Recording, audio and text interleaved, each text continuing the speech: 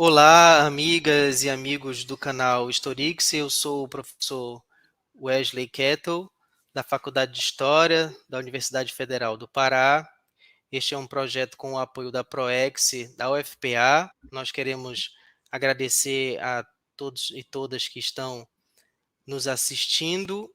Hoje temos a felicidade de receber aqui no canal o professor Bruno Miranda Braga.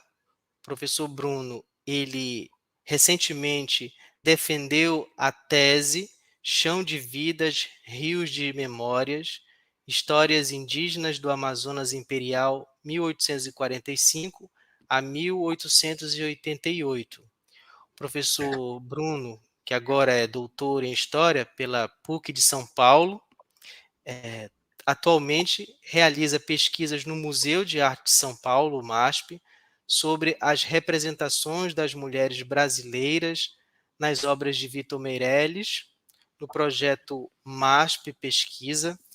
O professor também é membro do Instituto Geográfico Histórico do Amazonas. É de lá que ele está falando com a gente também, e eu estou falando aqui de Ananindeua, no Pará. Então, bem-vindos e bem-vindas à Amazônia Virtual, professor Bruno. Bem-vindo ao canal Historix. Obrigado, professor Wesley. É sempre um prazer conversarmos, trocarmos essas informações, né, das nossas pesquisas que fazemos sobre esses mundos amazônicos. É um prazer estar aqui para apresentar um pouquinho, um pedaço disso que foi a minha tese de doutorado, defendida muito recente, está fresquinho ainda, e espero poder estar disponível sempre para o canal e para nós trocarmos essas informações. Nós que agradecemos. O professor está conosco também aqui, o Matheus Evaldo, que é bolsista do projeto de extensão. E a gente queria começar falando sobre esse Amazonas Imperial, que está no título da tese, uma tese com muitas páginas, mais de 600 páginas, professor, se puder falar um pouco também sobre isso, não é? De muito fôlego. Primeiro, então, eu quero dar os parabéns pela pesquisa, pela tese, pela aprovação, não é? E a gente tem aqui a oportunidade de ouvir uma pesquisa, como ele mesmo disse, que está saindo do forno, vamos dizer assim. E, professor Bruno, a sua tese, então, fala desse Amazonas Imperial de 1845 a 1888. Poderíamos começar falando um pouco sobre que Amazonas Imperial é esse e por que esse recorte temporal? Bem, é uma pergunta muito precisa para nós que somos historiadores, sempre o nosso espaço temporal, né? Que Amazonas Imperial seria esse? O recorte temporal de 1845 a 1888 é o momento que pega, que abarca o segundo reinado, o reinado do Dom Pedro II no Brasil. Por que 1845 é o marco inicial da pesquisa? Em 1845, Dom Pedro II, juntamente com toda a intelectualidade imperial, estavam averiguando o que fazer com as populações indígenas do Brasil. E dentre todas as discussões, dentre todas as políticas propostas e pensadas, eles optaram em trazer de volta a política da catequese e civilização dos índios. Então, naquele ano de 1845, foi decretado mais uma vez o retorno das atividades de catequese e civilização dos índios para o Brasil. O sistema de catequese e civilização no século XIX vai criar aldeamentos por todo o Império, por todas as regiões do Império, de formas a agregar, a abrigar os indígenas num nicho, num grupo multiétnico. É interessante pensar o ano de 1845 e esses aldeamentos, esse retorno da catequese, como um marco a uma política generalizadora da questão indígena no Brasil, né? Porque eles não respeitavam etnias. No século XIX, o indígena não é etnia. Ele é indígena, porque ele não é branco, ele não é negro, né? Então, acabava que aqueles instrumentos, que eram os aldeamentos, ajuntavam, aglutinavam diferentes culturas, diferentes povos, diferentes tradições num bloco só. Então, eu comecei a tese a partir daí, né, a partir do ano de 1845, pensando, analisando, vendo o que aconteceu com a catequese e civilização dos indígenas, dos índios, nos dizeres da época, para cá, para o Amazonas. Né? Eu recortei espacialmente para cá, porque tem um trabalho muito bom da professora Marta Amoroso, que é chamado Terra de Índios, Imagens e Aldeamentos do Império, que ela fez um traço, né, uma análise sobre os aldeamentos para o eixo sul-sudeste do Brasil. Então, eu pensei, como é que seriam esses aldeamentos para cá? Como é que estava essa política aqui, né? E, a partir daí, eu comecei a discutir e ver o que, de fato, aconteceu com esses indígenas aqui, a partir de 1845. E o marco final, 1888, é o fim do regime imperial brasileiro. Né? Com a proclamação da República, no 15 de novembro, deu-se o fim da nossa era imperial. Então, eu optei, juntamente com a minha orientadora, em ficar somente nesse período do Império mesmo. Inicialmente, eu tinha uma outra ideia de avançar os primeiros anos da República, mas eu disse que não, vamos ficar somente no segundo reinado, somente no Império. Então, essa Amazônia Imperial, Wesley e ouvintes, é uma imagem que foi criada, que foi consolidada a partir de um decreto-lei que estabelecia como se daria o trato com os indígenas. Porém, longe de estar apenas ou de ficar somente numa discussão de política indigenista, eu optei por trabalhar com histórias culturais indígenas, né? Histórias indígenas. Eu procurei apresentar etnografias indígenas, romper com aquela ideia generalizada de que tudo deu certo, de que tudo deu bom. Porque os próprios instrumentos dos aldeamentos eram elementos peremptórios, então, assim, eram criados a gostos e a vontades e às necessidades do poder provincial. Se de repente a província estivesse precisando, estivesse carecendo de mão de obra X para executar uma obra X na capital, Manaus, vamos pensar que no século XIX, Manaus está se urbanizando. Então, eles criavam um aldeamento num rio, numa região X, para angariar essa mão de obra e trazer para a cidade de Manaus, para ser trabalhadores urbanos. Se de repente eles estivessem precisando abrir ou adentrar um rio, furos de uma área específica, um igarapé de uma área específica, se criava um aldeamento ali. Então, os aldeamentos, naquele momento, de 45 em diante, se tornaram esses elementos peremptórios e transitórios, né? Não tinha uma fixação, e essa estrutura, como diz a professora Patrícia Sampaio, Patrícia Mello, né, criou uma espécie de mecanização, criou uma espécie de hierarquização dentro das populações ameríndias, das populações amazônicas daquele período, porque acabou que os aldeamentos entre si não se comunicavam, porém eles estabeleciam-se de tempo em tempo aquém da vontade do presidente de província.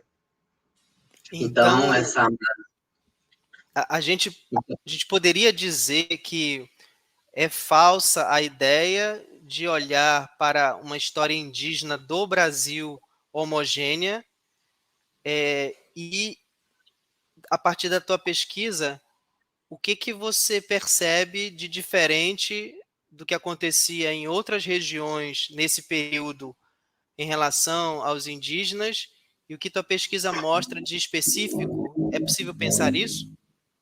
É possível, inclusive, é uma tese que eu levantei dentro do meu texto, defendi, e pude corroborar com as minhas fontes, com a pesquisa e tal, que para cá a política indigenista da catequese e civilização foi um fracasso. Havia, inclusive, um consenso entre os diretores gerais de índios e os próprios presidentes da província do Amazonas de que não dava certo. Mas é interessante pensar que esse mesmo povo que pregava que era uma política hostil, que não dava certo, que era um fracasso, não apontava na algo novo. Então, como é que vai ser a questão do índio? Né? Sempre se discutiam. Você pega os relatórios do presidente da província ou os relatórios da Diretoria Geral dos Índios do Amazonas, você encontra milhões de críticas ao sistema, de que estava ruim, não dava certo, era defasado, era fracassado, era atrasado, era todos esses predicativos. Porém, a solução em si não se tinha nenhuma, algo muito próprio do século XIX para se pensar o Brasil, né? Você aponta o problema, às vezes você até soluciona de uma forma brusca, como foi, por exemplo, a libertação dos escravizados, mas aí depois para esse povo ninguém consegue reverter. E é bem legal essa tua pergunta para pensar as particularidades da região. Né? Se a gente for comparar, não precisa nem muito longe, se for comparar a província do Amazonas com a província do Pará, a catequese e civilização daqui do Amazonas com a daí, já tem uma série de diferenças muito grandes. Primeiramente, a presença do missionário. Missionário era uma coisa que na Amazônia Imperial, missionários sacerdotes, padres, era raro. Raro, raro, raro. Para o Amazonas, principalmente, porque naquele momento nós não tínhamos nem diocese, nem sede de sé católica. Então, nós estávamos ainda ligados. A nossa sé era a sé de Belém. Né? Então, era de lá que vinham os nossos padres. Muitos casos. Agora, vamos pensar em imensidão territorial do Amazonas. Né? Hoje, por exemplo, Roraima, naquele momento, o Rio Branco pertencia à província do Amazonas. Então, era muito grande, era muita gente, como tem uma frase de um pesquisador, que é jocosa, mas era muito indígena para pouco padre, né? Mas para se pensar a dimensão desse povo. Então, assim, quando a gente pensa a estrutura, a texto da professora Marta, quando ela analisa as regiões sul e sudeste, ela considera que em algumas partes, inclusive, deu certo. Mas se a gente pensa por tradição linguística, né? Aqui era um babel de línguas. O primeiro empecilho que eu apontei para o fracasso da catequese foi isso: eram muito grupos linguísticos diferentes, distantes, que não se comunicavam entre si, e os missionários que vinham, a própria diretoria-geral dos índios, não tinham contato, né, intrínseco, etnolinguístico com esse povo. Então, mesmo estabelecendo essa pesquisa, essa conexão com esses povos, a província e o poder pouco conseguiu obter acesso a eles, porque a língua, inclusive, era um empecilho desde já, eram línguas diferentes. Eram aruaques, eram macuxis, eram apichanas, eram troncos diferentes, então não se tinha um contato linguístico forte. E se a gente compara, né, um dos outros fracassos que eu aponto, essa ausência do missionário, do sacerdote, do missionário ordenado, ligado a uma fé, ligado a uma sé católica, era quase nula. Né? Tem momentos que o diretor-geral dos índios vai reclamar com o bispo do Pará, com o bispo de Belém, que não se tinha, ele não estava conseguindo mais atuar na catequese, não estava mais conseguindo levar adiante a catequese dos indígenas, porque não tinha padre, não tinha quem fosse fazer. Aí chega um momento que o presidente de província vai, inclusive, oferecer um valor muito alto para as pessoas, para leigos, irem realizar esse processo de catequese, mas ninguém vai querer ir. Tá? Então, vai ficar, de fato, nulo. Então, os indígenas vão estar ali aquém, né, do poder público. Então, é muito, muito sutil estabelecer essa diferença, é muito latente, porque era muito grande, era muita gente, eram muitos povos indígenas de diferentes culturas presentes no mesmo território, com pouca política em si. Né? Havia interesses por detrás da política. E o interesse principal da política da catequese e civilização dos índios é muito interessante para pensar o século XIX, não era a conversão em si, conversão à cristandade ou ao cristianismo, mas era uma conversão ao trabalho, né? Era uma forma de impor àqueles indígenas o estabelecimento de uma civilização para eles serem, como eu disse numa parte da tese, os braços e as pernas da província, que tanto carecia de trabalhadores. E eu ouvindo você falar sobre os relatórios das províncias, né? Eu fiquei pensando que fontes foram essas que te sustentaram numa tese tão extensa assim, né? Quer dizer, você já no início tinha todo o corpo de fontes ou as iconografias, gravuras foram aparecendo, né? A gente vai deixar inclusive aqui o link da tese para quem quiser conhecer mais. A tese do professor Bruno, ela tem muitas imagens, é muito rica em imagens. Como é que isso aparece para ti, Bruno? As fontes, esse corpo de fonte, você dialoga com manuscritos e iconografias? Como é que é isso? Pronto, é bem bacana, eu sempre gosto de falar muito sobre essa questão. A gente, historiador é uma coisa, né? A gente vai, às vezes, descobrindo coisas e vai entrelaçando, como diz o Doval Muniz, a gente vai fazendo um trabalho de tecelão de tempos, né?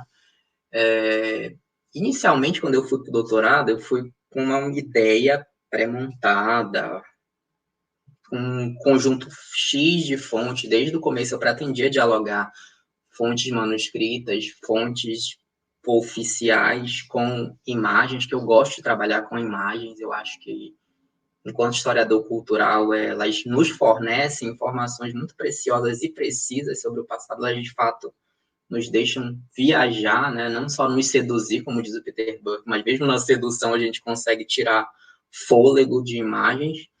Então eu tinha um conjunto muito fixo de fontes. né, que eram os relatórios dos presidentes de província, os relatórios dos diretores gerais dos indígenas, dos índios, e os relatórios de viajantes, alguns jornais e o relatório da polícia.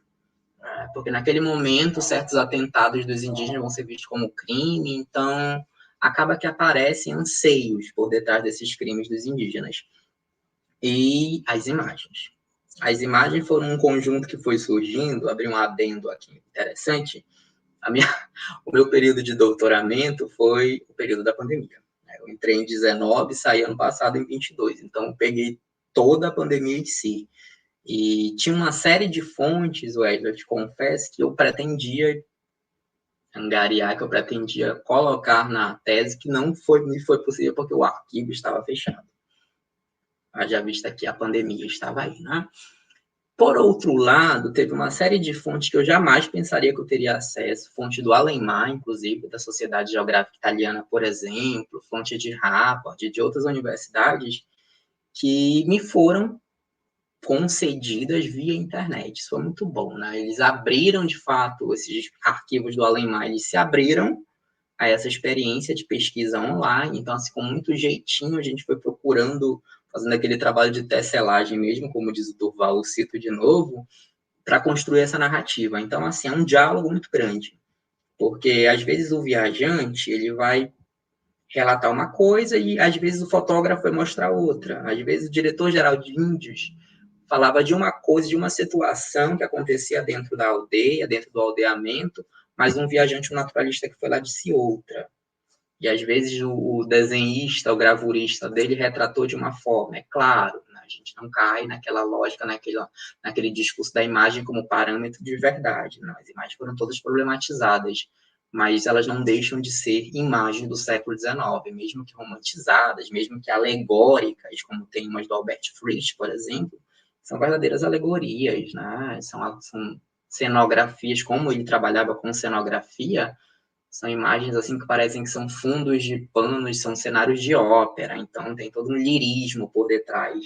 Mas, evidentemente, não deixam de ser fonte do século XIX de traduzir essa ideia de Amazônia, de nos apresentar uma visão ou visões da Amazônia.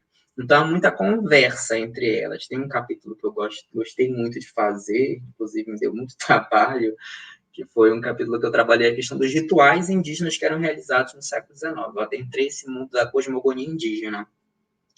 E tem um viajante que, inclusive, fez desenhos, né? Bem bacana os desenhos que ele fez. Tem um desenho dele que é sobre o Eduardo Riot, que é um dos desenhistas, que ele fez sobre o ritual da tucandeira, da iniciação do menino, da luva. E você consegue ver na imagem do século XIX lá o jovem indígena com a luva de tucandeira. É bem bacana para se pensar esse universo, como é que essas coisas aconteciam, né? Não deixaram de acontecer.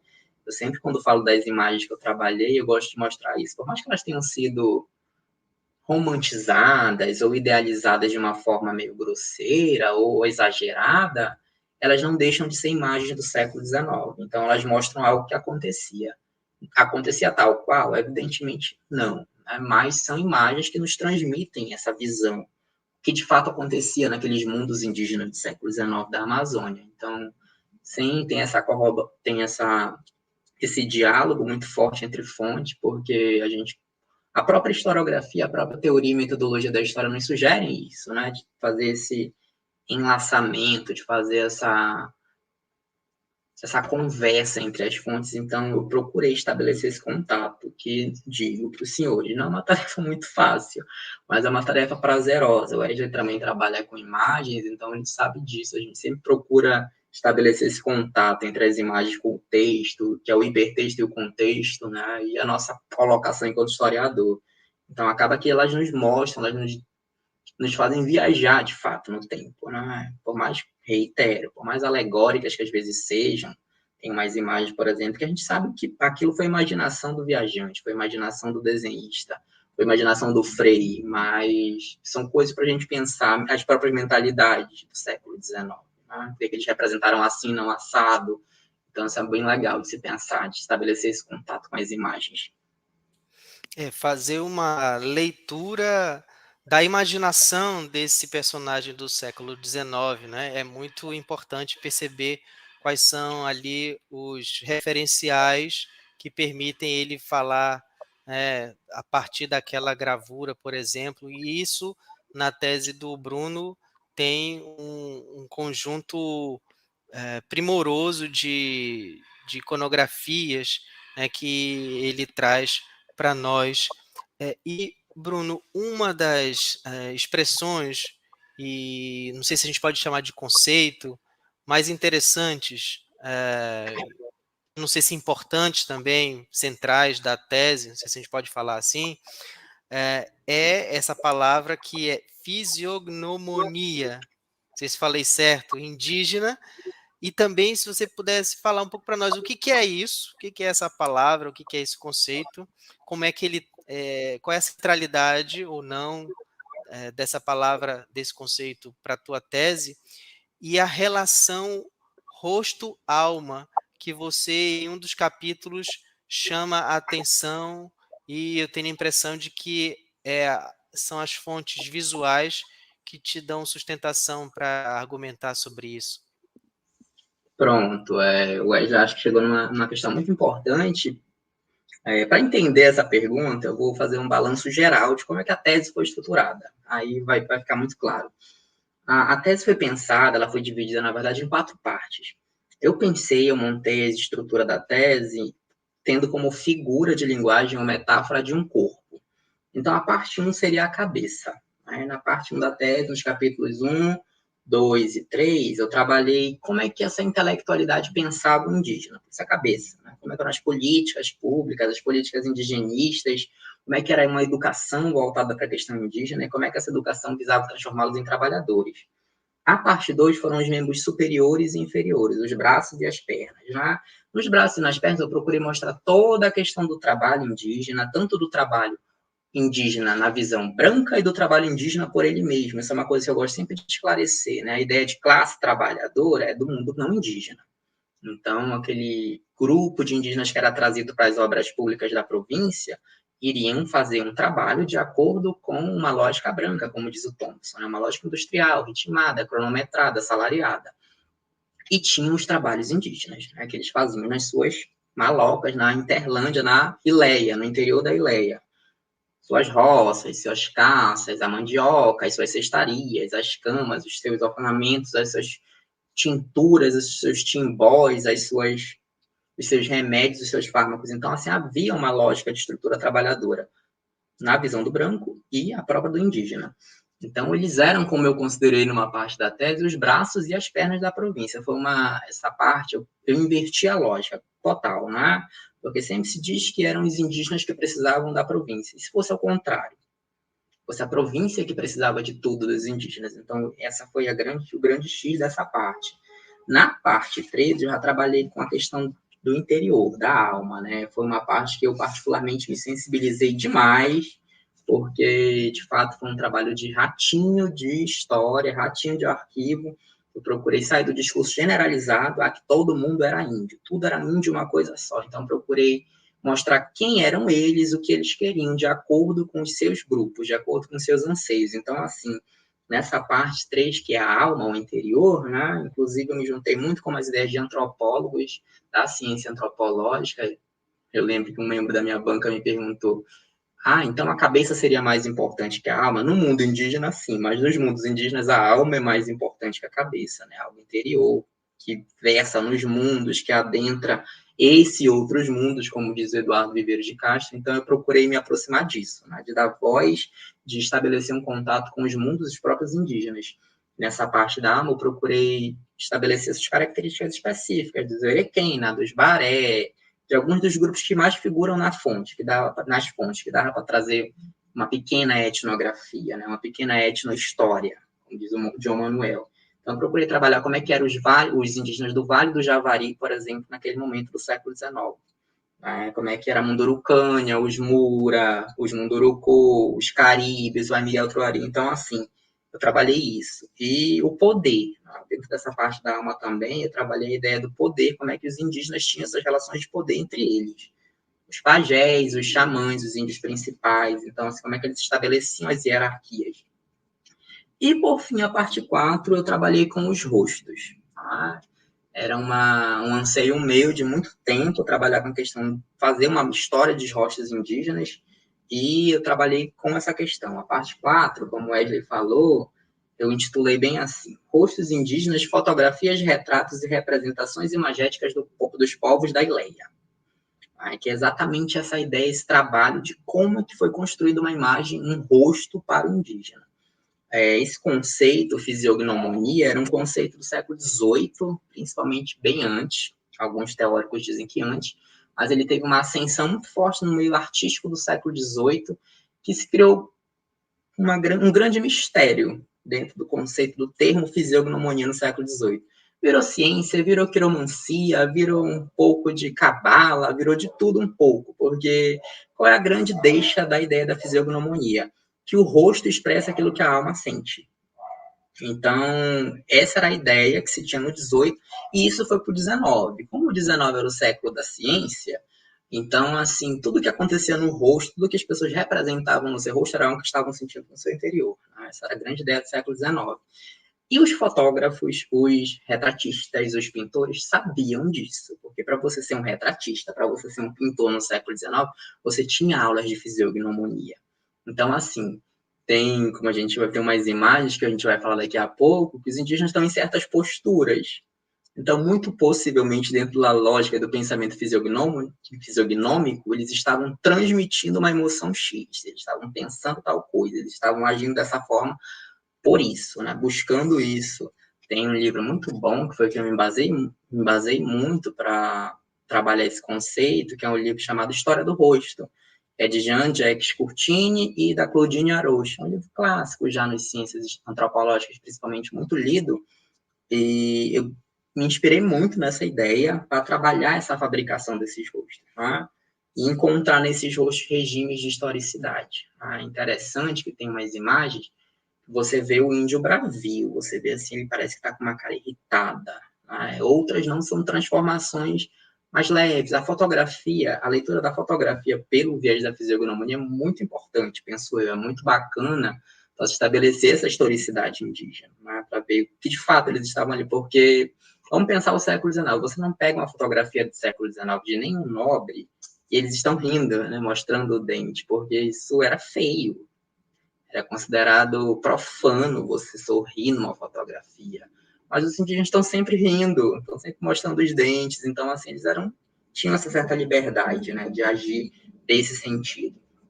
No capítulo 11, que são os dois últimos capítulos da tese, o 11 e o 12, o capítulo 11 eu intitulei o seguinte: A fabricação dos indígenas, a imagética das gentes da Amazônia. Nesse capítulo, eu trabalhei umas imagens bem bacana, principalmente umas que foram produzidas pelo francês Edouard Riot, que saiu na obra do outro francês chamado Paul Macquart, quando ele esteve no Rio Amazonas. O Riot vai desenhar, por exemplo, um grupo de ticuna, quando ele vai passar por aqui, os índios ticuna. E é muito legal o traço que ele dá para os indígenas dele, né? Eles são meio gordinhos, têm uma expressão, têm uma corporeidade muito peculiar, mas assim, os traços dos rostos do Edouard Riot sobre os indígenas daqui, ele caracterizou muito as pinturas indígenas, né? Como dizem, as tatuagens, que não são tatuagens, são as pinturas corporais. Então, nessas pinturas corporais, a gente percebe uma lógica de distinção. É diferente o desenho do rosto de um baré para um ticuna, e isso o Riot mostrou nas imagens dele. Então, a gente consegue ver que havia, inclusive, uma organicidade entre os próprios grupos indígenas. Eles sabiam entre si como se diferenciar, como se estabelecer enquanto pertencente, enquanto pertencimento a um grupo X. E tem uma parte do texto do Macquart muito importante, que ele diz bem assim: isso facilita muito o trabalho do etnógrafo que chega aqui, porque ele olha para o rosto, ele já sabe que se trata de um ticuna, de um baré, de um passé, de um erequena e por aí vai. Então é bem legal para se ver isso, né? Tem 3 imagens que eu citei, que são clássicas também, muito usadas, que eu gosto muito, que são atribuídas ao Philip Smith, que é a imagem do índio Maiuruna, ou Matissé, a imagem do Yuri, que é um menino Juri, e a Isabela Miranha. Esses dois últimos, tanto o Yuri quanto a Isabela Miranha, São dois meninos e tem uma história muito legal, né? Legal assim, trágica, mas se a gente pensa pelo viés da historicidade, é uma história muito encantadora de se pensar. Eles foram levados, inclusive, para a Europa, essas duas crianças não sobreviveram, os Pix e Martios levaram eles para lá, e eles não sobreviveram dado ao frio, e os desenhos dos rostos deles transmitem uma imagem tão peculiar, tão infantil, tão dócil de Amazônia, que a gente pensa essas dimensões das vidas indígenas na Amazônia, né? Nunca, em nenhum momento da Amazônia, deixou de se ter indígenas, e não foi no século XIX que isso aconteceu, existiam crianças indígenas, inclusive. E dentro desse capítulo 11 também tem uma parte que é exatamente a parte da pergunta do Wesley, que é a fisiognomonia indígena e a relação rosto-alma, né? Daquela gente que tanto ria, eu coloquei no título. Nesse ponto, que é o ponto do capítulo 11, eu trabalhei exatamente essa ideia da expressividade, dessa relação do indígena com a fotografia, com o retrato, né? O que ele passava? O que será se passava na cabeça daquela gente, daquelas pessoas, daqueles homens, daquelas mulheres indígenas? Então, assim, o rosto deixa transmitir isso. Transmite esse regime de historicidade. A gente encontra medo, a gente encontra emoção, a gente encontra ajuda. Tem uma figura muito boa, que também é do Eduardo Riot, a partir dos relatos do Biá, que é de um índio munduruku, né? Do homem índio munduruku. Essa imagem, esse desenho do Riot, eu acho um dos mais... Eu, particularmente, tenho um amor muito grande a essa imagem, porque mostra uma expressão de um líder, de um homem, né, em posição de contrário àquilo todo, porém, assim, a perfeição que o retratista deu, que o desenhista deu, as tatuagens, as pinturas corporais do indígena Munduruku, que a gente conhece desde a Amazônia colonial pelas suas tatuagens, que eram os tatuados da Mundurucânia, a gente vê como é que essa gente fazia isso, né? Uma obra instantânea, uma obra assim de arte, né? A gente vê essa expressividade desse homem Munduruku. Gosto muito disso. E ainda dentro da teoria da fisiognomonia, né, é muito clássico, é muito colocado isso por quem discute essa questão, a ideia da paixão. A paixão era o movimento da alma. Mas como é que os indígenas se apaixonavam? Não a paixão platônica, homem e mulher, mas a paixão assim de dar voz, de dar vazão, né? A alma era vista como uma âncora de sentimentos. E nos meios indígenas, aí é que eu peguei uma questão que foi muito interessante, que eu acho que foi uma sacada muito boa que essa pesquisa deu, né? Nos meios indígenas, o flash da câmera roubava a alma. Então, isso para o capítulo 12, que eu trabalhei muito a questão das fotografias, que tanto que o título ficou O Roubo da Alma, é exatamente isso.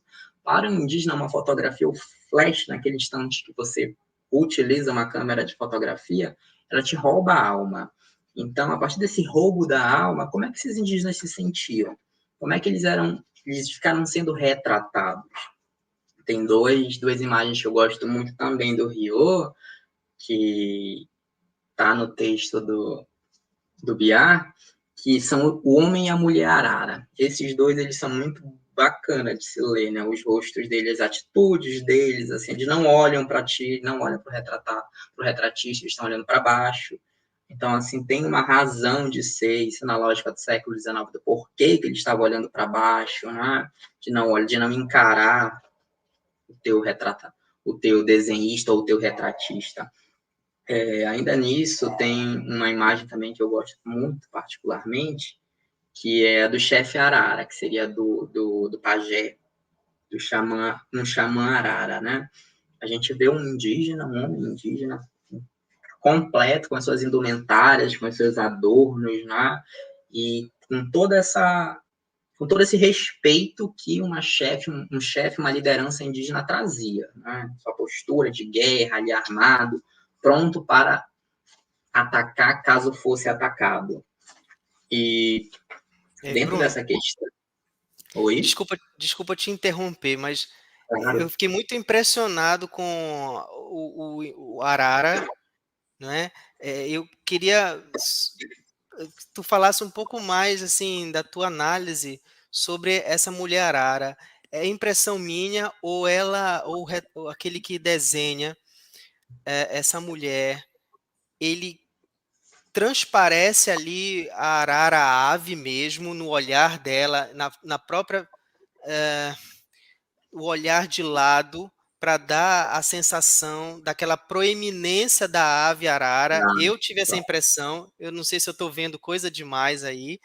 E a outra coisa é, há uma relação, uma tentativa de relação se estabelecendo com uma espécie de animalidade nessa quase transfiguração da arara nesse indígena, ou o contrário, o indígena na arara, já que os próprios indígenas, né, têm nesses animais não humanos um respeito, né, na sua cosmogonia profunda. E isso, claro, que os europeus tinham conhecimento, muitos não respeitavam, mas eu fiquei muito curioso se tu puderes falar um pouco mais sobre eles. É bem legal, eu também gosto muito da representação do homem e da mulher arara. Eles, exato, né, transmite aquela coisa, o desenho aqui facial, né, parece que você de fato está nessa ideia mesmo de uma incorporação, né, do animal arara ao indígena, mulher indígena. Mas isso era uma coisa muito particular, Wesley, inclusive eu coloquei num rodapé, creio eu, da minha tese, essa questão da escolha dos indígenas, dos arara, de serem retratados assim, né? Eles não, na edição traduzida do Biá, ele não veio essa nota, mas na edição original em francês tem uma parte lá, né? Que diz assim, quando pedi para desenhar a mulher arara, a fêmea arara, ela me disse que só se fosse de lado, né? Algo assim, foi uma tradução livre que deu para fazer, que é um francês do século XIX, então não tem como ter uma tradução exata. Então, tem muito disso, da corporeidade, né? Como eu falei no início, da criação de uma cena, de uma posição, a fisiognomonia diz isso, né? Então, como eu te falei, esse povo, esses desenhistas, esses retratistas, eles sabiam disso, eles estudavam a fisiognomonia, então eles sabiam como chocar, né? Isso desde as primeiras aulas lá, no século XVII, XVIII, dos fisiognomos, dos estudiosos da fisiognomonia, eles diziam isso, eles queriam entender, encontrar no rosto uma animosidade, às vezes um regime animalesco. Tanto que quando você joga no Google uma pesquisa básica, fisiognomonia, a imagem que vai aparecer é o quê? De um rosto de um homem transfigurado com um leão. Né? Sempre é isso. Então, que se tornou meio que marca, né? dessa tradução, dessa tradição fisiognômica. Mas tinha esse pensamento, né, de estabelecer esse elemento entre rosto e alma e ver o que tinha por dentro, o que tinha por detrás. E em se tratando de comunidades amazônicas das populações ameríndias, muito provavelmente, sim, eles tinham uma relação com a alma, com uma inconstância, como diz o Eduardo Viveiros para a gente, né? Uma constância da alma selvagem que tinha de cosmogonia aí muito. Isso para os Arara eu não consigo te afirmar, mas é muito possível que sim, eu não cheguei a afirmar isso. Mas para os Ticuna a gente pode afirmar.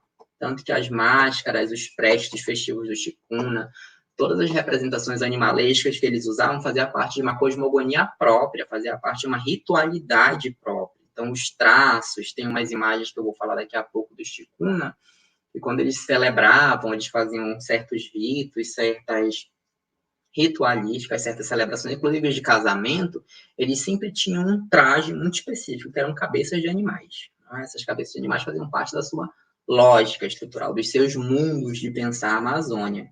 E para os araras, muito possivelmente também acontecia, dentro de toda aquela discussão que a gente pensa da lógica indígena. E seguindo, né, é interessante que essas ideias, que vai muito na mão do que tu acabaste de falar, elas transitavam, né? Elas iam da Amazônia para a Europa, então elas levavam imagens da Amazônia, elas queriam fornecer, elas queriam chocar. Tinham, como eu disse no início, reitero, tem muita gente que me questiona, ou questiona quem trabalha com imagens, né? Mas você vai cair num discurso de invenção. Mas mesmo uma invenção, uma história que de fato não era assim, eu defendo muito essa ideia, mesmo uma invenção ou uma manipulação do real ou do vivido, tem aí um regime de historicidade, né? Então vamos pensar que essas imagens daqui para a Europa levando essa ideia de encantamento, essa ideia de primitivismo da Amazônia. Então eles queriam vender, as imagens eram também comerciais. Esses livros de relato de viagem, que hoje para a gente é fonte histórica, no século XIX, na Europa, era um livro de entretenimento. Eram livros, eram ideias assim que faziam as pessoas viajarem, faziam as pessoas pensarem, nossa, o que está acontecendo na América? Que mundo América é esse? Que mundo Ileia, que mundo Amazônia é esse? Né?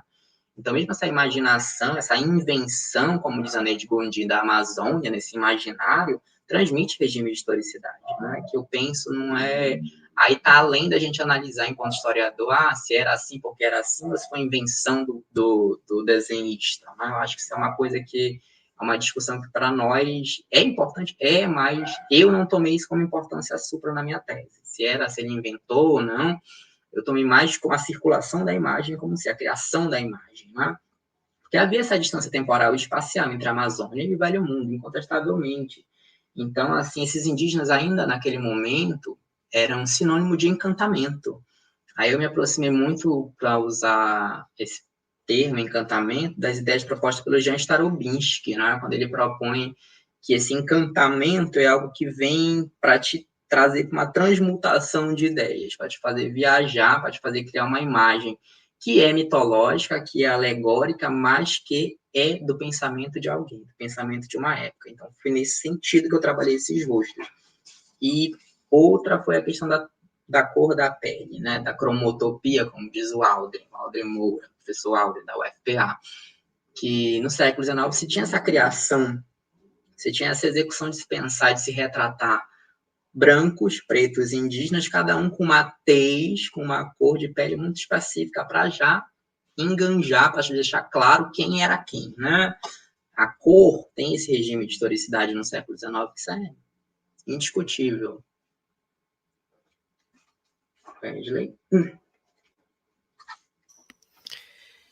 E também pensando e analisando assim essas imagens, a gente pode perceber, Bruno, que alguns corpos nus são colocados de uma maneira proposital, ou é uma leitura enviesada para nós que estamos aqui no século XXI? Eu estou te perguntando isso porque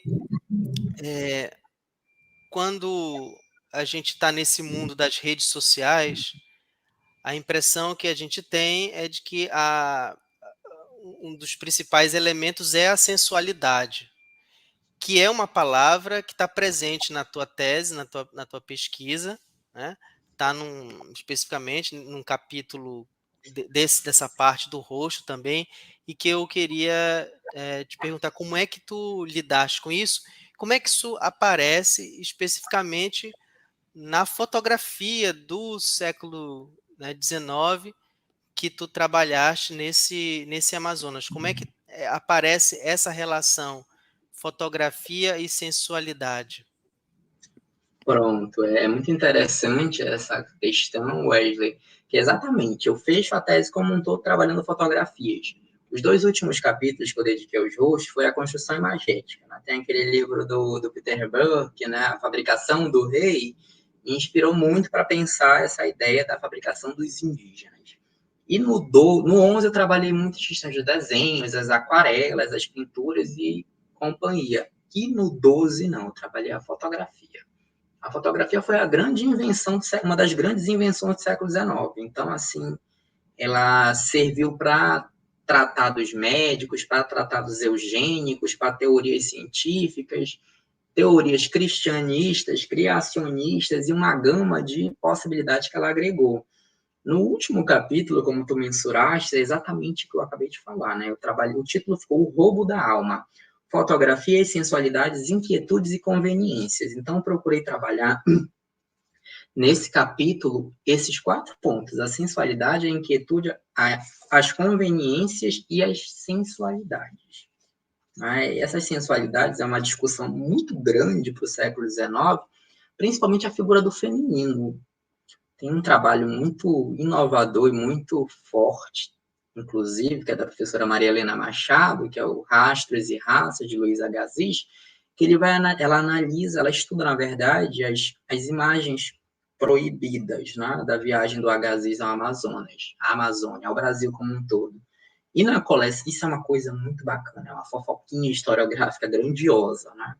o que de fato o Agassiz fazia com aquelas mulheres indígenas nas suas pesquisas. Né? A Maria Helena traçou um caminho muito bacana, ela não, evidentemente, ela não pôde, penso eu, ainda revelar de fato o que aconteceu, porque esse acervo é de propriedade privada, é um acervo de Harvard, eu também tive acesso a algumas, conversando com o pessoal de lá, e as fotografias não são de domínio público ainda hoje. Então, assim, o que tem lá, né? Então a gente fica pensando, gente, o que será que ainda tem lá? Eles mostram aquilo que eles podem mostrar, né? Evidentemente, mas o que tem por lá, a gente fica essa interrogação que a Maria Helena Machado deixa na nossa cabeça. É bem bacana pensar essa ideia da sensualidade, né? Dessa ritualística. E tem uma frase, que é a frase que eu abro esse capítulo final, que eu gosto demais. Eu vou ler para vocês. Para mim, ela é uma síntese de toda a ideia, né? É uma frase da Elizabeth Agassiz, de 1865, da esposa do Louis Agassiz, que foi a grande escritora, a grande narradora da viagem deles. Ela diz o seguinte: o grande obstáculo, porém, são os preconceitos populares. Reina entre os índios e os negros a superstição de que um retrato absorve alguma coisa da vitalidade do indivíduo, nele representado, e que está em grande perigo de morte aquele que se deixa retratar. É uma mentalidade, né? Tal ideia está tão profundamente arraigada que não foi fácil vencer as resistências, ou seja, não era fácil fotografar homens e mulheres indígenas. Aos poucos, porém, o desejo deles se verem em figura vai dominando, ou seja, as fotografias dos indígenas começaram a funcionar fluidamente a partir do momento que eles se deixavam fotografar. Não era alguém, vamos pensar, né, gente, no mundo do século XIX, não era fácil tirar uma fotografia, não era tirar o celular do bolso e pá. Não, tinha todo um aparato. Tem um livro biográfico do George Wilbner que mostra como é que ele montava a estrutura dele para tirar uma fotografia. Às vezes ele passava 2 dias montando toda a estrutura para tirar uma foto e não ficava boa. Então, assim, tinha todo um maquinha. Agora vamos pensar os indígenas como pessoas atuantes, que não ficavam quietas. Ah, eu quero tirar uma foto sua, seu Mura, fique quieto. Aí, não era bem assim, né? A idiotizar as populações ameríndias também. E continua Elizabeth. O exemplo de alguns mais corajosos anima os tímidos, e os modelos vão se tornando muito mais fáceis de conseguir do que a princípio. Disse isso Mademoiselle Agassiz em 1865. É interessante essa parte. O ano 1865, para a fotografia dos indígenas da Amazônia, é um marco, né? É o momento na qual o Albert Frisch, que é considerado na história da fotografia o primeiro a fotografar indígenas do norte, do Amazonas brasileiro. Então, ele está no Amazonas, ele vai até o alto do Amazonas, Japurá e companhia, e ele vai fotografar esses índios, esses indígenas, Zomágua principalmente. Né? Esse acervo do Albert Freixo é muito bom, é um acervo público, ele é disponível no Instituto Moreira Salles, fica a dica, tem muitas fotografias bacanas de se trabalhar, como tem as do Findanza também, que andou por Belém, andou pelo Pará. O nosso Findanza foi o Albert Freixo, ele esteve mais aqui, o Findanza até para cá não foi tão grande quanto para Belém, né? E essas fotografias mostram toda uma técnica. É legal pensar como é que ele construiu essas fotografias, porque ele já trabalha com outro conceito de fotomontagem. Tem uma imagem, uma fotografia, que é a imagem dos índios Uamaua na antiga província do Alto Amazonas, região do Rio Solimões. É uma fotomontagem, não tem fundo, se você ver, é um fundo branco. Então, assim, o Albert Frisch tinha uma técnica de manipulação da imagem. E ele, segundo os seus biógrafos falam, e o pouco que eu vi na minha pesquisa, ele conseguia conversar com esses indígenas e obter essas fotografias. Tanto que a gente vê, de fato, nas fotografias do Albert Frisch, diferente de outros, principalmente a do Ponte Stradelli, que são coisas montadas. São fotografias que foram manipuladas para mostrar o que ele quer, que ele quis mostrar na verdade. Às vezes ele pega um elemento indígena de um fundo e joga no outro, aí constrói toda uma cena. Às vezes ele tira foto de uma paisagem e faz uma decopagem de colocar por cima dessa paisagem indígena. Tem toda uma sinergia muito própria nas imagens dele. Tem uma imagem que também acho muito significativa, que é a Índios com Zarabatana, também dele, do Albert Frisch, já no ano de 1867, possivelmente, Ele mostra um chefe indígena de pé, assim, com uma aparência de cansado, segurando uma zarabatana, e a sua esposa, sua mulher, sentada, né? É muito bacana ver isso. Aí é que é o diálogo que eu fiz muito grande com a fisiognomonia. A fisiognomonia ditava como se estavam as posturas, né? Sempre, por exemplo, se você pega um retrato de uma família, enfim, de nobres do século XIX, as mulheres quase sempre estão sentadas, e os homens de pé, né? Havia uma lógica, um pensamento que se estabeleceu isso. E o Frisch, como fotógrafo, mostrou isso de uma forma muito boa, né? Trabalhou isso muito bem. Agora é legal também perceber nas fotografias do Frisch o cotidiano indígena, as, as suas, os seus ornamentos, as suas liturgias, os seus utensílios, a sua casa, né? Tem figuras que ele mostra de malocas, de canoas, então, assim, tem todo um universo aí por detrás da leitura fotográfica do Freixo. Tem uma imagem que é a canoa no Rio Japurá leva produtos ao mercado de Coari. É uma imagem, para mim, fantástica, uma fotografia, para mim, fantástica, porque como eu mostrei na tese, eu fiz um corte nela de 3 partes. Primeira parte, a gente vê os indígenas no trabalho, são os índios remando, são os canoeiros, são 4 indígenas remando à frente da canoa. No centro da imagem está um grupo de homens, possivelmente não indígenas, eles estão de roupas, estão de chapéus, no meio da canoa, e no topo da canoa, lá no fundo, está um menino, um curumim, um menino indígena, possivelmente, né, meio que se divertindo naquele universo, naquele cotidiano. Então é possível ver esse universo de cultura, de trabalho, de sociabilidade nessa fotografia. Em outras, né? Tem uma outra também, que é a Vila de Índios da antiga província do Alto Amazonas. Se você vê nessa imagem toda a estrutura do aldeamento, não do aldeamento mexido pelo elemento não indígena, pelo poder público, daquela política da catequese e civilização dos índios, mas o aldeamento deles, né, um grupo indígena em si, muito próprio. Então a gente vê suas roças, suas pequenas plantações na imagem, é possível ver isso. É possível ver o estabelecimento da casa, da cozinha, os seus utensílios, um cercadinho, inclusive, ao redor de certas plantas. Então, há isso, né? Há vida nessas imagens, há toda uma comunicação. E ainda nesse sentido da sensualidade, é muito bacana para se pensar os indígenas de Manaus, né? Que foi justamente as que a Maria Helena Machado trabalhou muito, que são as fotografias do Walter Hanwell, de 1865 também, que era quando a expedição Thayer do Agassiz esteve por aqui. É bem legal se pensar, tem 2 imagens que eu coloquei, sempre assim, as relações, inclusive quando a gente entra para pesquisar na biblioteca do site de Harvard, na biblioteca Paper, está lá. Né? Acho que eles estão de roupa, mas tem as nuas, né? Acho que eles estão sensuais, né, Wesley? E essas sensuais, elas estão vetadas. Você tem que pedir o uso, você tem que entrar com recurso para utilizar, mas está disponível, né? Quando a gente fala que é para uma pesquisa acadêmica, eles mandam, eles te respondem muito bem, pelo menos comigo foram muito cordiais, né? Procuraram saber, inclusive me indicaram outras fontes, me ajudaram bastante, e deu bom. Então, assim, tem um retrato que é o retrato frontal de um jovem e o outro que é o retrato frontal de uma mulher. Eu acho essas 2 imagens incríveis, não é? Fenopticamente, né, grosso modo falando, a gente vê de cara que são indígenas. Não é um homem, não é uma mulher branca. É um homem e uma mulher indígena. Só que a mulher chama muita atenção, né? A Maria Helena Machado já tentou para isso, então eu reiterei, e outros autores também, outros pesquisadores já fizeram algo sobre isso. É uma mulher vestida de uma maneira nobre, né? Ela está com joias, ela tem um colar de pérolas, ela está com um vestido de chita, um vestido elegante. Então, assim, é interessante de se pensar como é que o Hahnemann, como é que o Agassiz, aquele povo, construiu essa ideia do sensual. Porque a sequência que eu escolhi das imagens, primeiro plano é esses 2, esse jovem e essa mulher arrumados, o cabelo alinhado, penteado, e depois já vem outras 2 imagens, também com o mesmo título, retrato frontal de uma mulher, retrato frontal de um homem, já o oposto daquilo, eles já estão com uma roupa bem mais simples, o cabelo bagunçado, né? A postura já não tá tão elegante, não tem essa transmissividade de uma elegância como as anteriores. E aos poucos as roupas vão caindo, né? Até que chega nos retratos frenológicos, a frenologia está muito ligada à fisiognomonia. Por isso eu trabalhei muito com esse conceito da fisiognomonia, porque o retrato frenológico é o retrato de cabeça, né?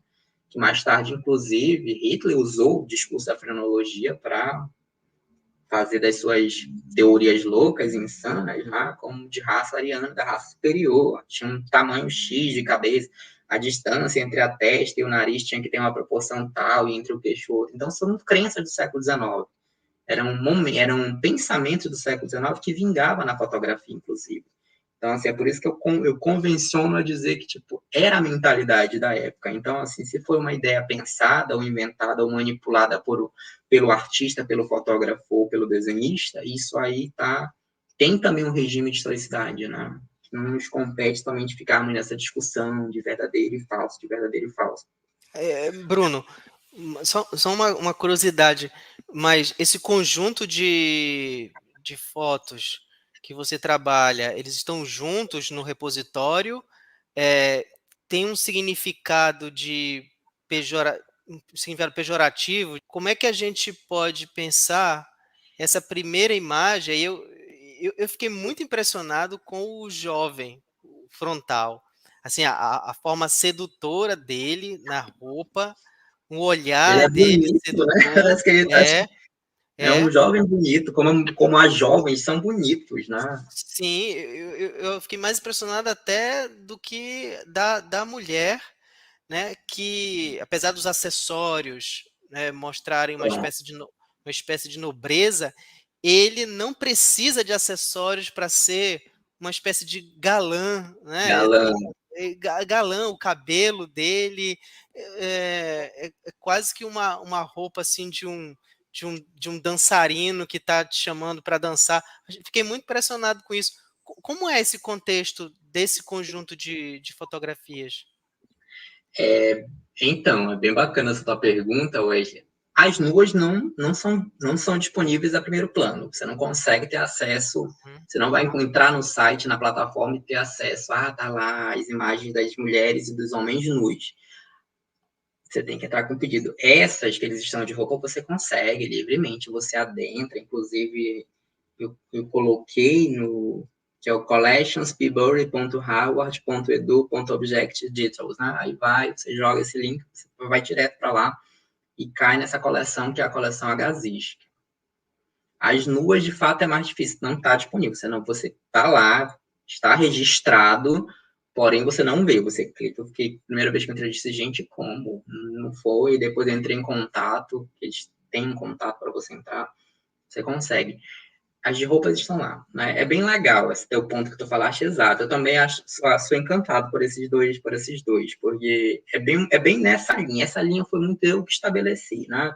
Foi a minha ideia para a tese, que vai tipo do arrumadinho, do ideal, da figura idealizada, pro caindo, que as roupas vão caindo, como eu falei, né? E essa parte é muito interessante, é muito instigante da própria viagem de Agassiz. Maria Helena Machado, que se dedica, a cito novamente, porque ela é de fato autoridade nesse assunto. Né? Então, eu me basei muito nas ideias dela, professora da USP, para quem, enfim, está se perguntando quem é. E ela procura ainda hoje discutir muitas coisas sobre isso. Ela teve acesso ao arquivo ao vivo, vamos dizer assim. Ela foi a Harvard, manipulou, pegou, né? As fontes mesmo como deveria ser. Então, ela é autoridade nesse assunto. Então, eu me embaso muito nela quando eu vou falar disso, porque tem um outro livro dela, que é O Brasil no Olhar, do William James. William James foi um dos jovens que acompanhou a Agassiz. E o William James é que deixou no seu diário certas nuances do que acontecia no Bureau de Antropologia, no escritório de antropologia, no escritório fotográfico que foi instalado em Manaus, diga-se de passagem. Essas fotos foram feitas em Manaus, né? Em 1865, Agassiz estava por aqui e, com o seu séquito, com os seus companheiros de viagem, eles abriram um ateliê fotográfico. O fotógrafo era o Walter Hanuel, que era um de seus alunos em Harvard, que estava aqui também com ele. Então, a partir do William James, a Maria Helena traça o que de fato acontecia lá, né? E o William James abre a nossa imaginação para muita coisa. Só que são fontes esparsas, né? Não são fontes assim que seguem uma sequência. Ele não fez de fato um diário. Ele joga possibilidades do que acontecia, desse erotismo.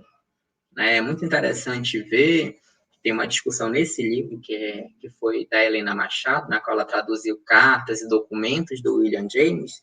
Tem uma passagem que eu gosto muito, quando ele diz bem assim, que o dia ele chegou no escritório fotográfico, no escritório de antropologia do Agassiz, estava Agassiz, Hanuel e o presidente de província do Amazonas, que tinha acabado de chegar junto, e ele entra em discussão com o professor Agassiz, sobre quem eram aquelas mulheres.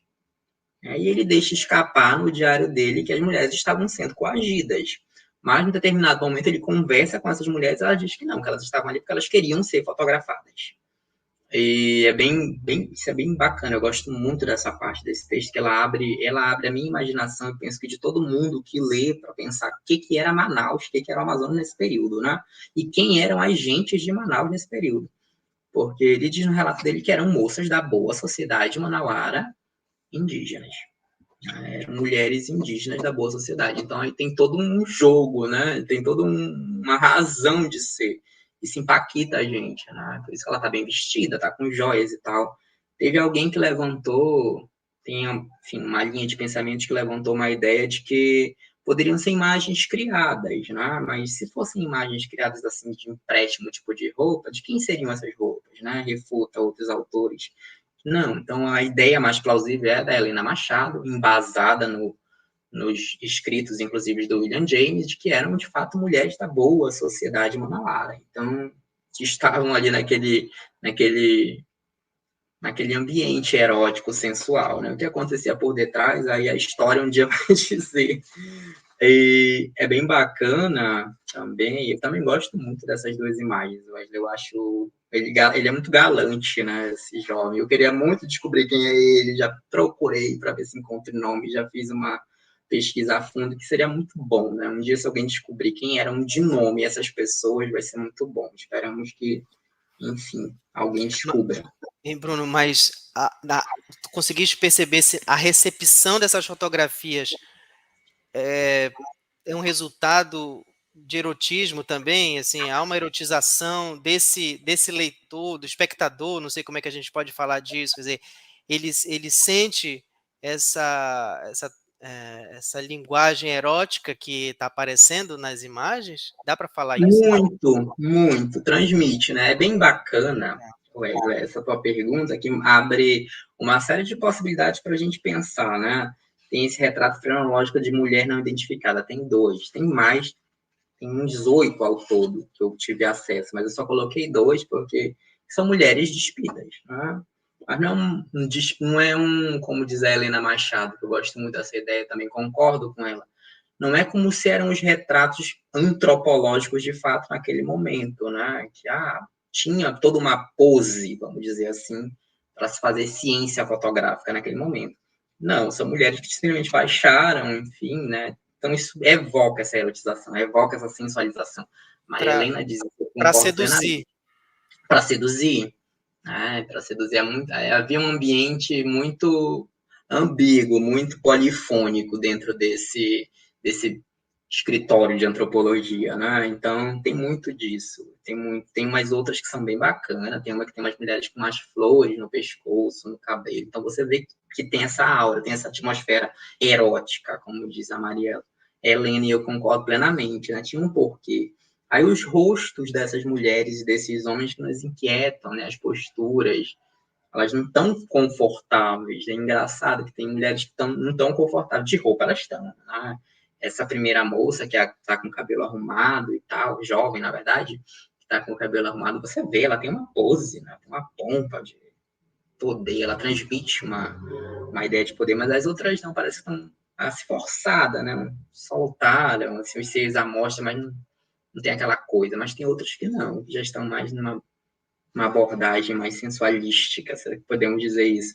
Isso é tudo do século XIX, né? Para a gente pensar como é que era isso, como é que esses indígenas, essas pessoas, esses homens, essas mulheres eram também retratados, e quais eram seus regimes de vontades e de verdade. É bem bacana isso. E, por fim, eu acho que é o fim, tem um conjunto de imagens que eu trabalhei, que são as fotografias do Conde Stradelli. Stradelli foi um conde italiano que também esteve aqui pelo Amazonas, lá na década de 80 do século XIX, e retratou muita coisa boa, né? Muitos indígenas interessantes, e mostrou como é que era essa miscelânea de fazeres. Ele andou pelo Rio Branco, pelo Rio Negro, pelo Rio Jalaperi, ele andou bastante pelo Amazonas. Tem uma figura que que é intitulada bem assim: Meu guia, senhor Bernardo Tavares e família. Ele colocou em parênteses: nativos do Baixo Amazonas, exceto o segundo e o terceiro, partindo da direita do observador, que são dois mulatos do Ceará. A gente estabelece esse contato. E é bem legal ver essa fotografia, é uma que eu gosto demais também. Eu quase gosto de todas, né? Essa é uma que eu gosto porque todo mundo tá de roupa. Todo mundo tá de roupa. Não tem ninguém pelado, não tem ninguém despido, todo mundo tá de roupa, inclusive as crianças, né? E muito possivelmente esse grupo era um grupo de indígenas que nem eram do Baixo Amazonas, eram indígenas do Rio Branco, mas, enfim, eu não tive essa confirmação na fonte, é um levantamento meu. Tem uma série de figuras de dentro dessas imagens do Conde Stradelli que são muito significativas, muito simbólicas, que são pouco usadas, né? São meio que inéditas, mas, enfim, foram pouco usadas ainda pela pesquisa historiográfica. Uma diz bem assim, o título que são gente de Manari, Puriná, povo apurinando. Pronto, vou ler a tradução que é melhor. O povo apurinando do Tuxal ao Manari, a maloca acima do Igarapé. Cada um desses povos ele vai retratar junto com o seu Tuxaua. O Tuxaua e o povo junto. Essa primeira, que é o povo do Apurinã, a gente vê, eu gosto demais, é muito legal. Eu dividi ela em 3 momentos, né? No bloco 1, a gente vê 2 mulheres, um homem e um bebê. A mulher está dando de mamar para o bebê. De 4 é o único que olha para nós, que é o homem. O homem está em pé e nos olha, ele nos observa. Aí a gente vê que tem uma construção de uma maloca. Ele sorri, mas é um sorriso natural, espontâneo, que era uma coisa dos indígenas, né, o sorriso. Sair em foto sorrindo para não indígenas era uma coisa que não acontecia, é raro. Inclusive, tem um texto da professora Marizilda Mato sobre isso, a história do sorriso. Era coisa de libertino e sorrir em público, então não havia isso. No bloco 2, nós temos 2 homens e uma mulher mais nova que os anteriores, possivelmente. Já esse bloco 2 dessa imagem, os três nos olham, eles nos encaram. Ou seja, eles encararam o Stradelli no momento da foto, né? Como se perguntasse: que é isso? O que ele está fazendo, né? A pose é rígida, né? Eles têm uma postura muito tradicional. E no bloco 3, possivelmente são os mais jovens da cena. A gente vê um rapaz e uma moça, que também nos encaram. É interessante que esse rapaz está de calça. Então, aí tinha um contato com alguém. E nesse grupo de imagens dos povos do Apurinã com os seus tuxauas, a gente vê uma coisa que eu gosto muito de trabalhar, que eu trabalhei inclusive na tese, que é o contato dos indígenas com os seringueiros, com elementos não indígenas que eram seringueiros, não os seringalhistas, seringueiros, homens que de fato trabalhavam na extração da goma, né? Isso fica muito claro na foto Povo Aturinando Tuxal Antônio. Essa foto ela é muito emblemática. Ela transmite uma multiplicidade de coisas, de ideias e de mentalidade dali do século XIX, que é única, porque a gente vê o povo indígena como um todo, e a gente vê elementos de pessoas não indígenas, tem pessoas vestidas com roupa de seringueiro, como diz o Samuel Benchimol. Samuel Benchimol fez uma descrição de como seria a roupa do seringueiro. Então, a partir dessa imagem do Benchimol, a gente pode apontar que o elemento, por exemplo, à esquerda, a extrema esquerda dessa foto, ele é um seringueiro, ele está com roupa de seringueiro, total. Então, assim, havia essa convergência, e haviam também, a gente pode pensar, a gente pode considerar, na verdade, por essas imagens do Stradelli, havia indígenas seringueiros já. Isso não é novidade, a gente sabia que sim, existiram, na verdade. Mas, assim, é legal ver essa relação, porque geralmente quando a gente vê as imagens dos seringueiros, a gente vê os não indígenas como seringueiros. Mas, assim, os seringueiros indígenas, ou então eles em contato, é muito bacana, eu gosto demais dessas imagens. E o Pietro, né, que é o intérprete, foi o intérprete do Conde Stradelli durante toda essa viagem dele pela Amazônia, pelo Amazonas. É bem legal a imagem do Pietro, ele tirou 2 fotos do Pietro, né? Uma de frente, uma de perfil, perfilado de lado, Essa já é uma foto que seria mais uma foto antropológica, né? Diferente das do Agassiz. Então, tem essa diferenciação bem clara. É legal, assim, caminhando para uma consideração bem geral, de pensar a ação, né? Eu gosto de olhar para esses rostos indígenas e sempre pensar a ação, porque a gente vê, né, ação pessoal, vontade, expressões, formalidades, interpretações, gestos e gostos. Então, a fotografia ela tem essa linguagem para transmitir isso. Então, assim, eu sempre considero, e coloquei isso na minha tese, inclusive, que pensar e construir uma narrativa a partir dos rostos, dos indígenas principalmente, é estar em contato com a cultura desses povos e principalmente suas vontades.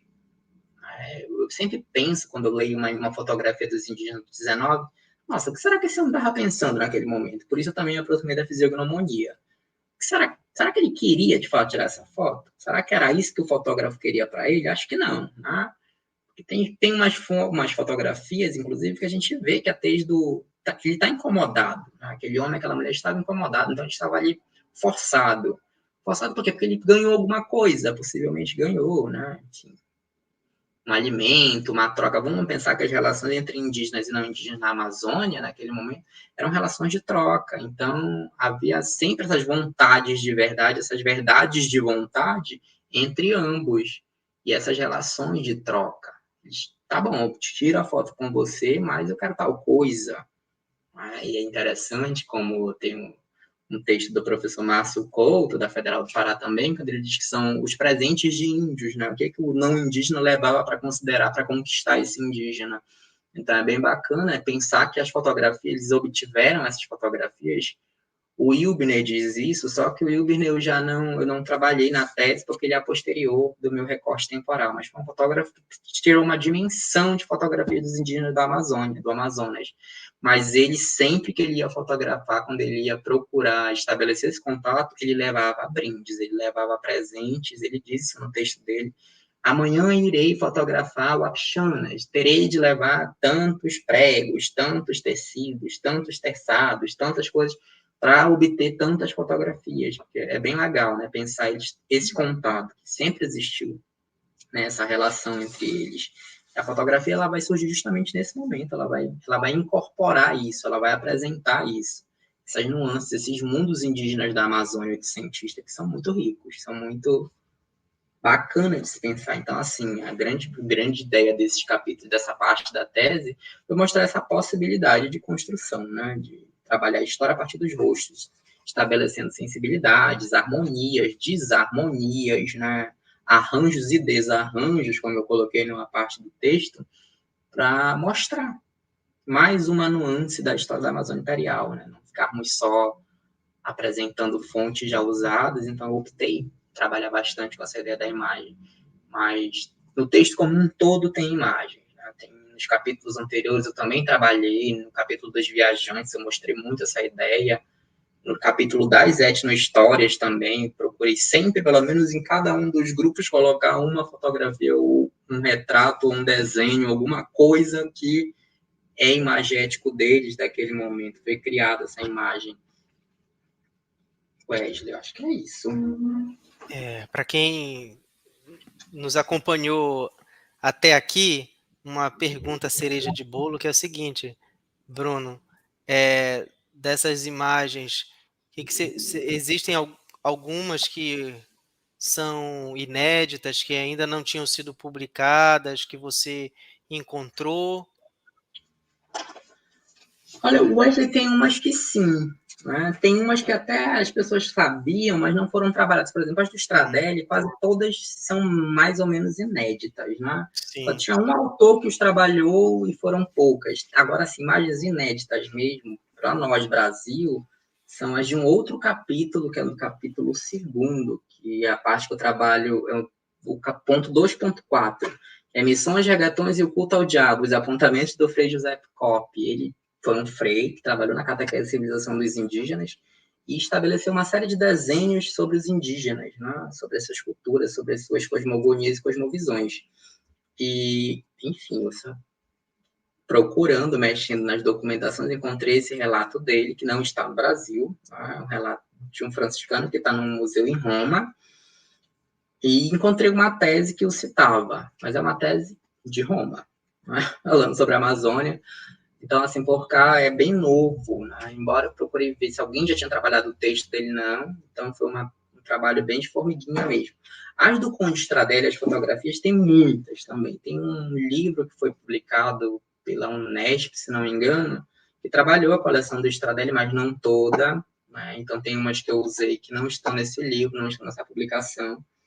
As do HZ já outras pessoas já usaram, eu mesmo na minha dissertação de mestrado, a Maria Helena, que é a referência, usou muito mais do que eu só usei umas que eu considerei dar vazão melhor para a ideia que eu queria na tese, mas tem umas, tem umas que são bem bacanas de se ver aí, tem umas que inclusive me surpreenderam, foram novas inclusive para mim mesmo, para pensar, né? Tem umas telas muito grandes, muito sublimes desse momento que apresentam isso. Eu fiquei particularmente muito, posso dizer, emocionado com a última fotografia, né, do intérprete, porque são figuras, eu que trabalho com a história colonial da Amazônia, e são personagens que a gente só lê falando sobre ele. Não temos imagens, né? Por mais que o Pedro não seja ele, seja do 19, mas para mim foi como se aparecesse o intérprete, né? Que a gente que estuda o século XVIII, XVII, gostaria muito de ver, né? Então eu penso, Bruno, que a tua tese ela nos permite olhar para esse personagem que é o nosso ancestral, né? Que está na nossa mesa quando a gente vai almoçar, né? As tradições e a cultura alimentar, está no nosso vestuário também, na nossa forma de falar, nós que somos aqui da Amazônia. Então, a tua tese ela permite a gente olhar para esse século XIX, mas também para a gente se enxergar e sentir, né, esse pertencimento a essa cultura que é tão forte em nós e que muitas vezes uma historiografia mais tradicional faz a gente olhar mais para o outro lado do Atlântico do que para esse. Então, quero, antes de te passar a palavra para considerações finais, te parabenizar mais uma vez pelo fôlego, né, de, no meio de uma pandemia, conseguir caminhar por essas múltiplas fontes históricas. Tenho certeza de que muitas ideias surgem a partir de uma pesquisa como essa, ideias de novas pesquisas, tanto para ti como para outras pessoas que vão ler essa tese e vão poder ainda aprofundar mais questões, né? Mas também, Bruno, de pensar que ao olhar esses personagens, lembrar da tragédia que é a invasão dos europeus nesse lugar que é a Amazônia e que hoje nós estamos vendo acontecer no povo Yanomami, mas que outros tantos povos que nós não conhecemos, infelizmente, só por fotografias como essa, nós iremos conhecer, né? Então, que a tua tese seja uma inspiração para que mais pesquisadoras e pesquisadores coloquem no centro da discussão os personagens indígenas. Passo a palavra para ti, então, se despedir. Obrigado, Wesley, pelo convite. É sempre bom estar com você, fazer essas relações, né? E estabelecermos essa divulgação, né? Daquilo que a gente pesquisa aqui na Amazônia. Eu lembro que quando eu estava definindo os membros da minha banca em si, a gente sempre pensa, você sabe, você já defendeu o seu doutorado, a gente sempre pensa, eu vou trazer uma pessoa grande, é o momento, né?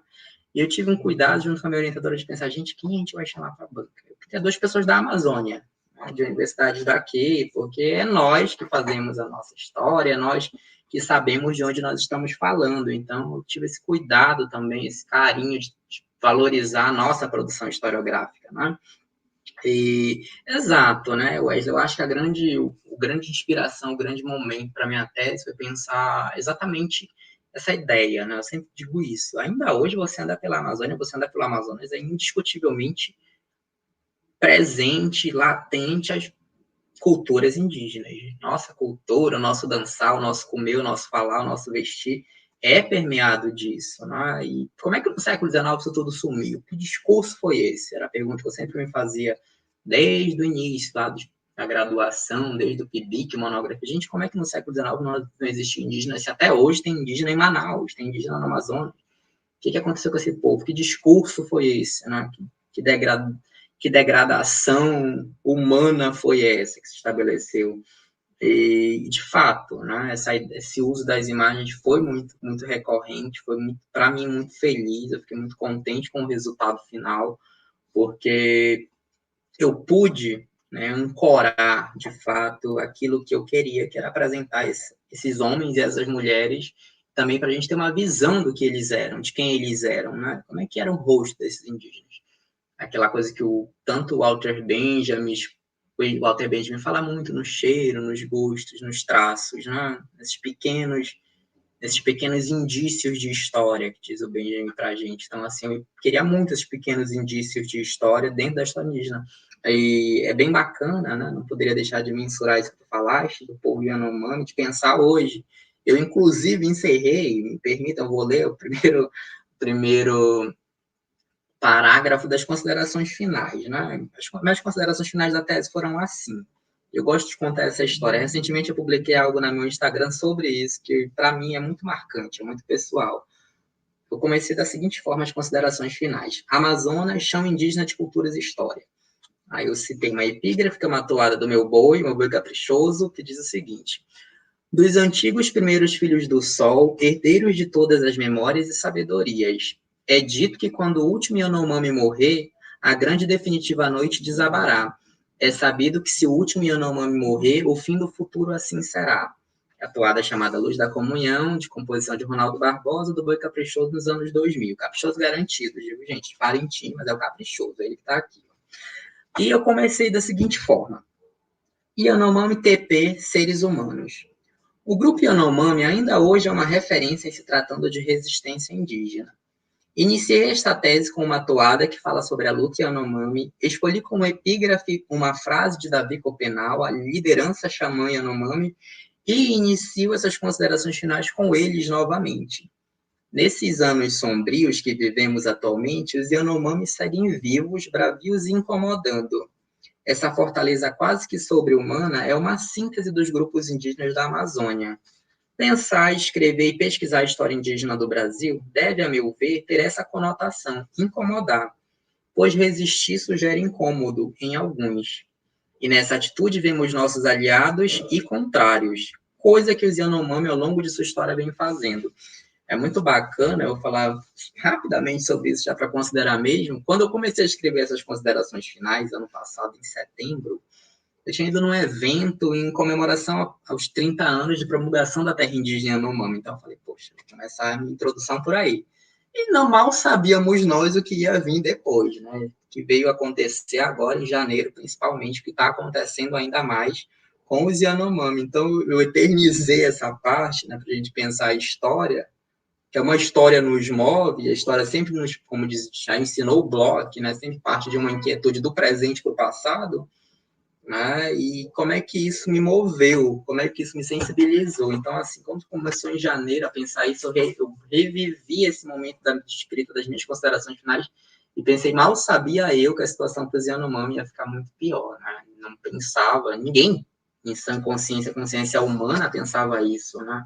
Jamais queríamos viver esse genocídio. Eu não queria estar visualizando isso, né? Ninguém com sensibilidade queria ter isso, ter visto isso, estar vendo isso.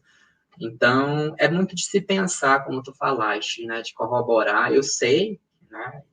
Eu espero que, de fato, surjam muitas e muitas mais pesquisas com relação a isso, porque a Amazônia precisa de ser vista e ser ouvida, né, Wesley? precisamos, ainda tem muita coisa da nossa história para mostrar. Eu só dei uma pequena contribuição, mas vão vir outros e outras que vão avançar, vão nos brindar com grandes pesquisas. Mas é isso, amigo. Eu agradeço mais uma vez o contato. É sempre um prazer estar aqui com o grupo.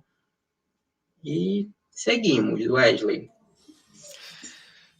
Professor Bruno, todas as vezes que nós convidamos, ele muito gentilmente cede seu tempo e seus conhecimentos para estar aqui conosco na UFPA, mesmo que virtualmente, mas também todo mundo que assiste o canal Historix, a quem eu quero também agradecer que nos acompanhou até aqui, pedir que deixe aí o seu like e não deixa de se inscrever no canal para assistir os próximos programas que nós estamos preparando para vocês. Então, a todas e todos, nosso muito obrigado e até a próxima.